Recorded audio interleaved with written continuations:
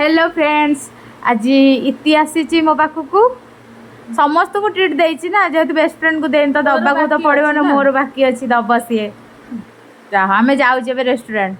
आम पहुँच जाइलु CD sector 10 में थी कटक कैफे को सेठी पहुँचिक आम मेन्यू रे बहुत सारा जिन ऑर्डर कर ऑर्डर करके बसलु टे फटो फटो उठेदेलु फटो फटो उठला तो नहीं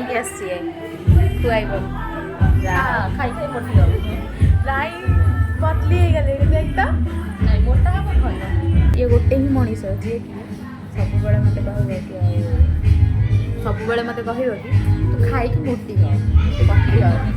गोटे बेस्ट फ्रेंड भाग्य थे मिले सीरियसली कहि ये खाइबाटा तो बहुत ही मस्त होता तो आम दिज फटाफट फटाफट खाईदेलु सीरियसली आम खाଇବା बहुत ही हेवी हो जाता कहीं